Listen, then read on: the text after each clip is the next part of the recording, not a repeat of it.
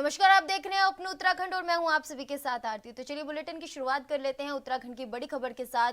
प्रदेश के मुख्यमंत्री पुष्कर सिंह धामी आज अल्मोड़ा की विधानसभा सोमेश्वर पहुंचे, जहां पर उन्होंने रोड शो कर एक जनसभा को संबोधित किया। मुख्यमंत्री के साथ अल्मोड़ा लोकसभा प्रत्याशी अजय टम्टा, कैबिनेट मंत्री रेखा आर्य भी उपस्थित रहे।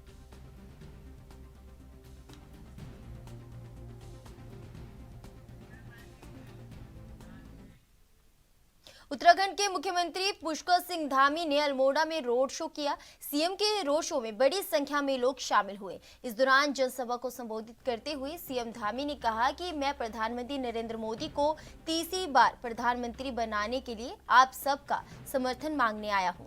उन्होंने इस क्षेत्र में बहुत सारे कामों को आगे बढ़ाया है। पीएम मोदी का इस क्षेत्र से किस तरह का जुड़ाव रहा है, इसे हम समझ सकते हैं।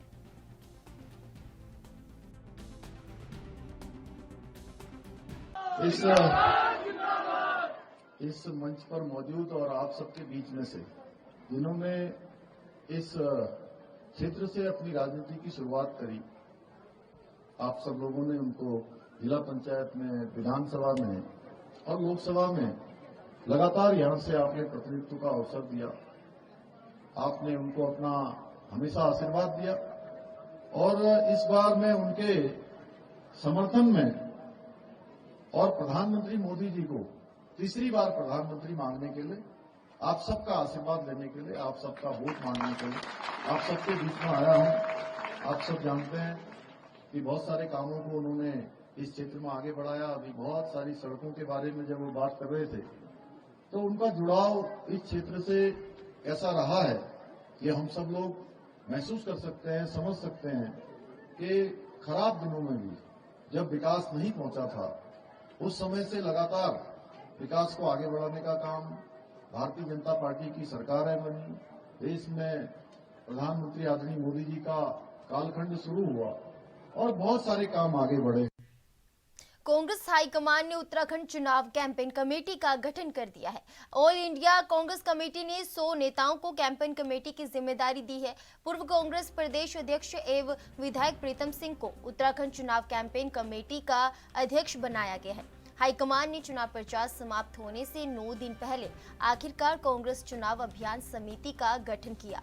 कांग्रेस राष्ट्रीय महासचिव केसी वेणुगोपाल की ओर से जारी सूची में इस कमेटी का सह संयोजक पूर्व विधायक हीरा सिंह बिष्ट को बनाया गया है। कमेटी में प्रदेश अध्यक्ष करण मेहरा, नेता प्रतिपक्ष यशपाल आर्य, पूर्व मुख्यमंत्री हरीश रावत के साथ ही सभी लोकसभा प्रत्याशियों, सभी विधायकों, अनुसांगिक संगठनों के अध्यक्षों को भी जगह दी गई है। वहीं कांग्रेस प्रदेश उपाध्यक्ष सूर्यकांत धस्माना ने हाईकमान के फैसले की सराहना करते हुए राज्य की 5 लोकसभा सीटें जीतने का दावा किया है।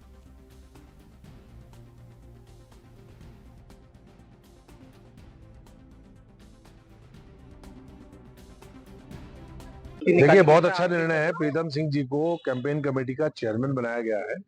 योग्य नेता है, बहुत तजुर्बेकार नेता है। लगातार उत्तराखंड की हर असेंबली में वो मेंबर रहे, राज्य के मंत्री रहे, उत्तर प्रदेश की असेंबली में मेंबर रहे, उत्तराखंड में पार्टी के प्रदेश अध्यक्ष रहे, नेता प्रतिपक्ष रहे। उनसे ज्यादा तजुर्बा किसी को है नहीं। मैं समझता हूँ पार्टी ने बहुत समझदारी का काम किया है। श्री प्रीतम सिंह जी के नेतृत्व में हम सब लोग कैंपेन कर रहे हैं और करेंगे आगे। महिला सशक्तिकरण के नाम पर सत्ता दल भाजपा ने तीसरी बार टिहरी लोकसभा सीट से वर्तमान सांसद माला राज्य लक्ष्मी शाह को टिकट दिया है, जिसे लेकर विपक्षी दल कांग्रेस पार्टी नाराज नजर आ रही है। इस बात पर कांग्रेस के प्रदेश संगठन उपाध्यक्ष मथुरा दत्त जोशी ने भाजपा पर निशाना साधते हुए कहा कि महारानी जी के परिवार के लोग पंडित श्रीदेव सुमन के हत्यारे हैं और जिन्होंने राजशाही काल में तिकड़ी जैसा कांड किया है, उन्हें टिकट दिया गया है। वहीं दूसरी तरफ भाजपा महिला मोर्चा की राष्ट्रीय महामंत्री दीप्ति रावत ने पलटवार करते हुए कहा कि कांग्रेस को शर्म आनी चाहिए कि कम से कम भाजपा ने एक महिला उम्मीदवार को मौका दिया है और इसके लिए हमें कांग्रेस की नसीहत नहीं चाहिए।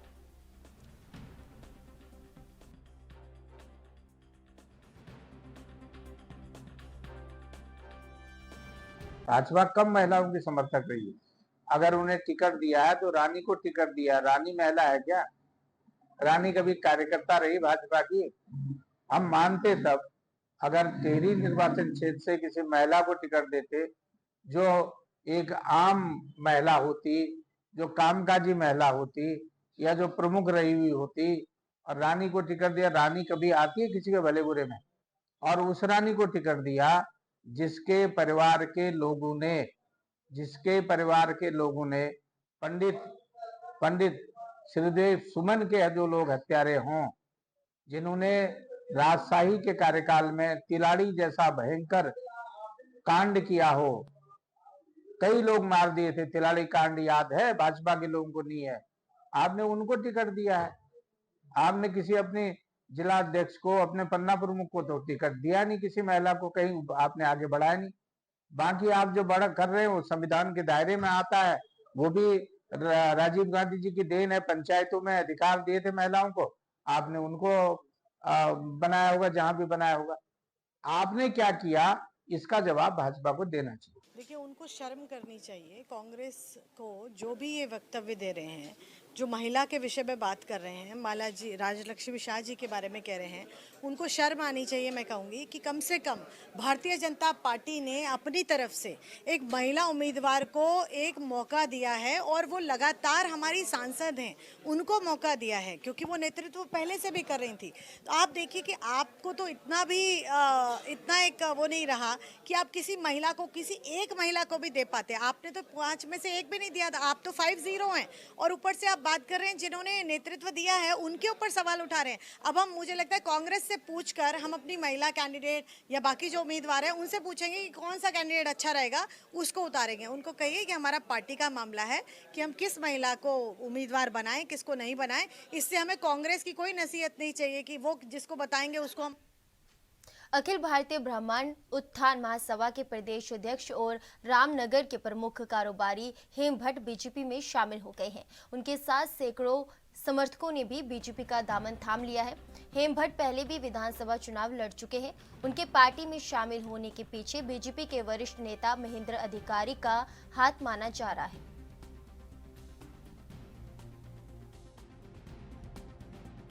सनातन की रक्षा के लिए जो ब्राह्मण सभा का प्रदेश अध्यक्ष होने के नाते पूरे हिंदुस्तान में अगर सनातन की कोई रक्षा कर सकता है तो भारतीय जनता पार्टी कर सकती है। इसलिए हमारे कई महेंद्र अधिकारी पूर्व चेयरमैन हल्द्वानी यहाँ आए हुए हैं। इनका निवेदन था और हमने इनके नेतृत्व में आज जो है भारतीय जनता पार्टी ज्वाइन की है, और अनिल बलूनी जी से प्रभावित होकर के, क्योंकि उनके कार्यकाल को देखते हुए, क्योंकि उन्होंने बिना कुछ होते हुए भी यहाँ पुल की घोषणा और यहाँ पर डाम, तोड़िया डाम को, जलाशय को जो है टूरिज्म क्षेत्र घोषित करना, कॉर्बेट के 2-3 गेट एक्स्ट्रा खोलना, रोजगार को बढ़ावा देना, अगर ये कुछ बन जाएंगे केंद्र में, हम चाहते हैं भगवान करे जीत के मंत्री बने, और तो हमारे रामनगर का और उत्तराखंड का विकास होगा, ये मुझे पूरी उम्मीद है। इसलिए मैंने जानी। आपके बीजेपी में कितने लोग आपके साथ शामिल होंगे? जो फिलहाल 100 से ऊपर तो यहाँ अभी शामिल हो गए हैं, बाकी ट्रॉलियों से आ रहे हैं।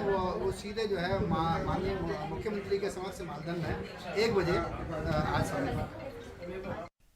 आगामी लोकसभा चुनाव को देखते हुए प्रदेश के सीमांत क्षेत्रों में ड्रोन से निगरानी की जा रही है। इसी बात को लेकर उत्तराखंड की संयुक्त मुख्य निर्वाचन अधिकारी नमामि बंसल ने बताया कि सीमांत क्षेत्रों के अलावा दुर्गम क्षेत्रों में पार्टियों का आवागमन कराया जा रहा है। साथ ही उन्होंने कहा कि दुर्गम क्षेत्रों में अतिरिक्त सेक्टर अधिकारी तैनात किए गए हैं और जरूरत के मुताबिक सुरक्षा का प्रबंध किया गया है।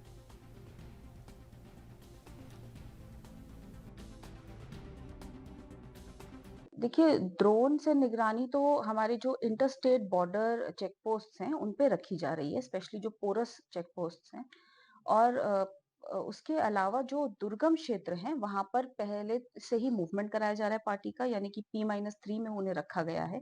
उसके अलावा दुर्गम क्षेत्रों में अतिरिक्त सेक्टर ऑफिसर, एक डेडिकेटेड सेक्टर ऑफिसर दिया गया है, और उनके रिक्वायरमेंट और वनरेबिलिटी सभी मानदंडों को ध्यान में रखते हुए वहां पर सिक्योरिटी डिप्लॉयमेंट किया गया है। उत्तराखंड के देहरादून में चुनाव आचार संहिता लगने के बाद से पूरे प्रदेश में निर्वाचन आयोग अलर्ट मोड पर नजर आ रहा है। आपको बता दें कि आचार संहिता लगने के बाद पूरे प्रदेश में लगभग 13 करोड़ से अधिक कैश को चुनाव आयोग ने जब्त किया है। इस पर चुनाव आयोग के मुख्य निर्वाचन अधिकारी विजय कुमार ने क्या कुछ कहा, आइए आपको सुनाते हैं।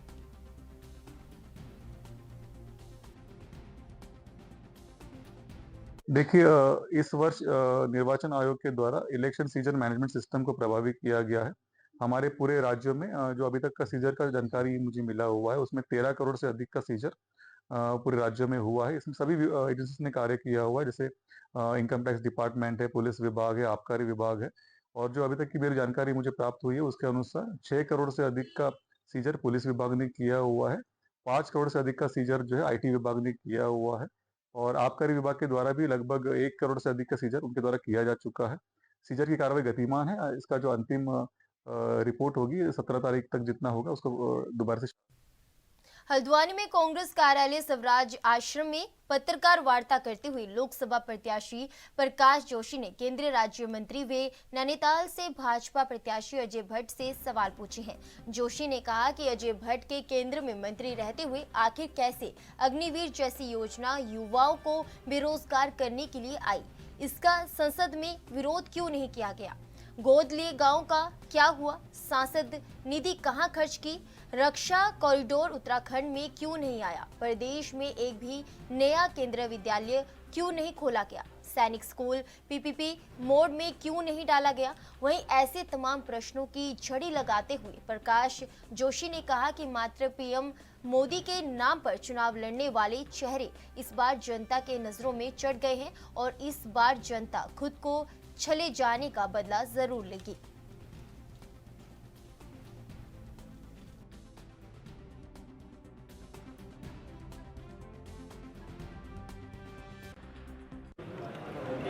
देखिए, पहला सवाल तो उनकी निष्क्रियता पर ही क्वेश्चन मार्क है। अपनी सांसद निधि का 17 करोड़ में मात्र 7 करोड़ खर्च करा, 10 करोड़ वापस चला गया। उसका जवाब दें, बहुत काम हो सकते थे उससे। दूसरा, जिन गाँवों को उन्होंने गोद लिया उन गाँवों की तरफ पलट कर नहीं गए, उनकी दुर्दशा है। तीसरा अग्निवीर नाम की जो योजना हम पे थोपी गई, युवाओं पे थोपी गई, हमारे युवाओं का भविष्य बर्बाद कर दिया। फौज में भर्ती होने का सपना लेने वाले हमारे नौजवानों को सिक्योरिटी गार्ड बनाकर रिटायर कर रहे हैं और उनके रक्षा राज्य मंत्री रहते हुए ये हुआ है। इसका वो जवाब दें, ये पाप उन्होंने क्यों किया। पूरे देश में अलग अलग जिलों में रक्षा कॉरिडोर बन रहे हैं जिसमें बहुत लोगों को रोज़गार मिल सकता है।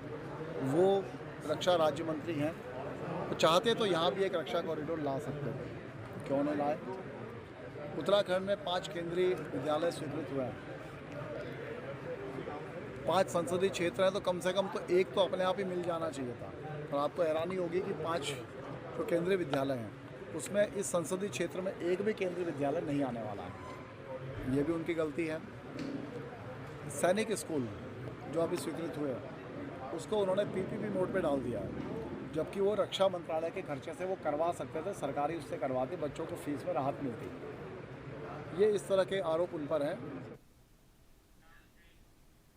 आगामी 19 अप्रैल को होने वाली लोकसभा चुनाव के मतदान के लिए पुलिस ने लोगों को बिना किसी डर से मतदान करने की अपील की है। बता दें कि लोगों में सुरक्षा का माहौल बनाने के लिए पुलिस ने आईटीबीपी और पैरामिलिट्री के जवानों के साथ क्षेत्र में फ्लैग मार्च किया, लोगों को ज्यादा से ज्यादा मतदान करने के लिए कहा। बता दें कि मुनिकीर्ति के इंस्पेक्टर रितेश शाह और वरिष्ठ उप निरीक्षक योगेश पांडे के नेतृत्व में सैकड़ों पुलिस कर्मियों, आईटीबीपी के जवानों और पैरामिलिट्री के जवानों ने स्वामी नारायण घाट से फ्लैग मार्च निकाला, जो शीशम झाड़ी 14 बीघा आदि क्षेत्र से होते हुए जानकी पुल पहुंचकर खत्म हुआ। इस दौरान इंस्पेक्टर रितेश शाह ने लोगों को कहा कि मतदान प्रत्येक नागरिक का अधिकार है, इसलिए अपने मत का प्रयोग जरूर करें। यदि कोई भी व्यक्ति किसी के पक्ष में मतदान करने के लिए दबाव बनाता है तो इसकी सूचना बेहिचक पुलिस को दी जाए। पुलिस संबंधित के खिलाफ कड़ी कार्रवाई करेगी और कहा कि 19 अप्रैल को पुलिस सुरक्षा के बीच मतदान जरूर करें।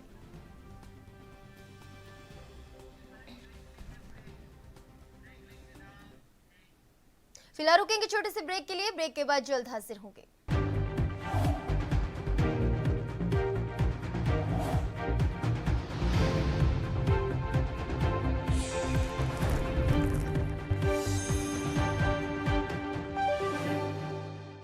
ब्रेक के बाद अपने उत्तराखंड में एक बार फिर आप सभी का स्वागत है। बढ़ते हैं आगे की खबरों की ओर। मां के शक्ति पीठों में एक सिद्धि पीठ धारी देवी दिन में 3 बार रूप बदलती है। उत्तराखंड के गढ़वाल के श्रीनगर के पास स्थित सिद्धि पीठ धारी देवी का मंदिर उत्तराखंड ही नहीं देश विदेश में भी बहुत ज्यादा मशहूर है, जहां दूर दूर से लोग अपनी मुरादें लेकर आते हैं और उनकी मनोकामना पूर्ण होती है। मंदिर के पुजारी और स्थानीय लोग बताते हैं कि देवी मां का रूप दिन में 3 बार अलग अलग प्रकार से बदलता है और अलग अलग रूप में देखने को मिलता है। मंदिर में सुबह के समय मां धारी देवी की मूर्ति एक कन्या की तरह नजर आती है। दोपहर के समय वह मूर्ति एक युवती के रूप में नजर आती है और शाम के समय में मां धारी देवी की मूर्ति एक बूढ़ी महिला के रूप में नजर आने लगती है।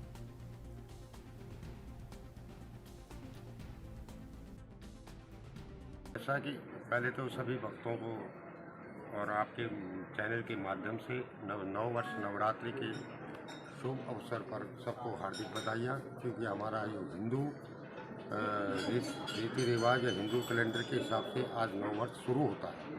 तो और नवरात्रि का पहला दिन धीरे धीरे आप लोग देख रहे होंगे कि माता के स्थान पर सुबह से ही लगातार भीड़ बढ़ती जा रही है और मध्यांतर में और ज़्यादा देखने को मिलेगा, क्योंकि माँ धारी देवी चारों धाम के रक्षक और मन्नत की 100% होने के कारण सभी भक्तों को आस बनी रहती है और माता के दरबार में आके अपने श्रद्धा अनुसार जो भी दान दक्षिणा और इत्यादि कपड़े वस्त्र जो भी दान करते हैं अपनी श्रद्धा से करते हैं। जिस भगत को यहाँ पे पूजा अर्चना करनी हो वो अपना श्रद्धा से बैठकर ब्राह्मण से जो पंडित बैठे होते हैं उनके सामने पूजा अर्चना करते हैं।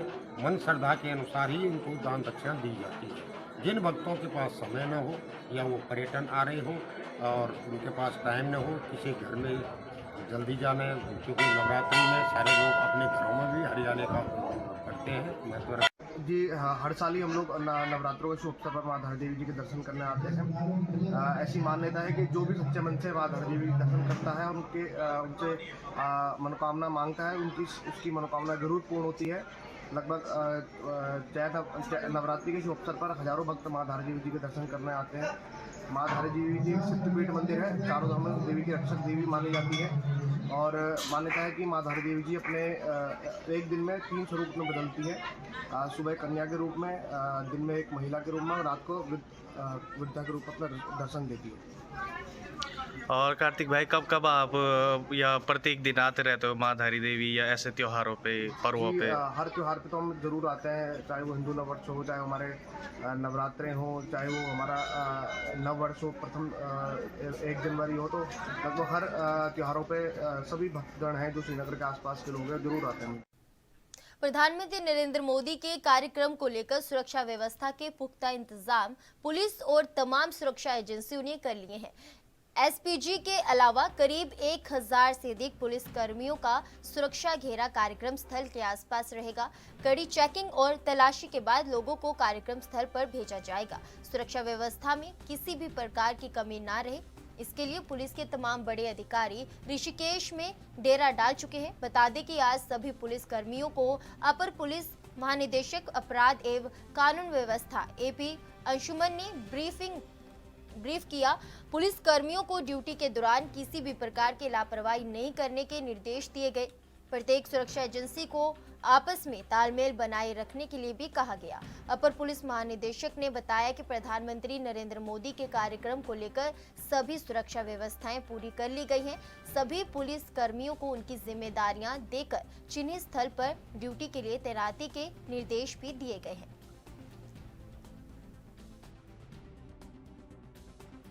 जैसा कि आप अवगत हैं, अभी चुनाव आयोग के द्वारा जो निर्देश है उसमें आदर्श आचार संहिता भी लागू है, लेकिन माननीय प्रधानमंत्री जी की सुरक्षा को लेकर के ब्लू बुक में जो निर्देश है उसी के अनुपालन के तहत हम लोग सारी सुरक्षा स्कीम बनाते हैं, उसी को हम लोग इम्प्लीमेंट करने वाले हैं। तो आज हमने अभी फोर्स की ब्रीफिंग करी, हमारे तमाम अधिकारी कर्मचारी अभी आए हुए थे, हमने उनकी ब्रीफिंग और रिहर्सल अभी करेंगे। ये हमारा प्लान है। कितनी फोर्स रहेगी? करीब 1000 के आसपास से, अभी मैं वही कैलकुलेट कर रहा था, सभी अगर यूनिट्स को मिला दें करीब 1000 के आसपास लोग होंगे। आईपीएस ऑफिसर्स बहुत सारे हैं, सारे लग जाते हैं पूरे काडर के करीब। उत्तराखंड के देहरादून में 10 मई से चार धाम यात्रा की शुरुआत हो रही है। बता दें कि 10 मई को गंगोत्री, यमुनोत्री और केदारनाथ धाम के कपाट खुलेंगे। इसके साथ ही 12 मई को भगवान बद्री विशाल के कपाट विधि विधान के साथ खोले जाएंगे। जानकारी के मुताबिक मतदान के बाद चार धाम यात्रा को लेकर पुलिस प्रशासन तैयार रहेगी। बता दें कि चुनाव के बाद पुलिस कर्मियों की यात्रा मार्गों पर तैनाती होगी।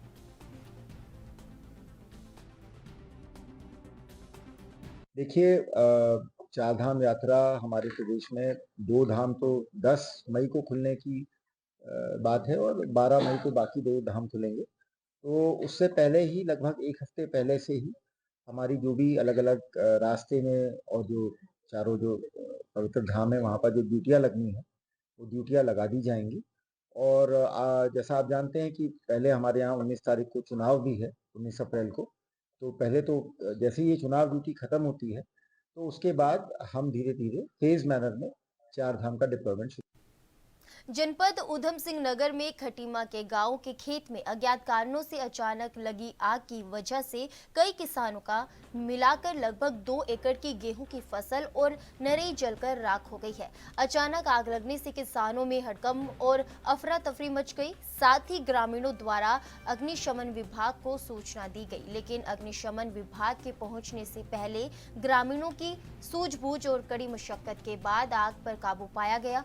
आग की वजह से निवासी नरेश सिंह राणा, मुकेश सिंह राणा और कमल सिंह राणा का भारी नुकसान हुआ है, जिसके लिए ग्रामीणों ने प्रशासन से उचित मुआवजे की मांग की है।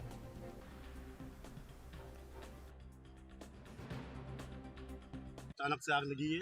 नरेश सिंह की नरी जली है और कमल सिंह और मुकेश के दोनों भाइयों के खेत में आग लगी है। उनका नुकसान हो गया। करीबन 3-6 बीघा खेत है उनका।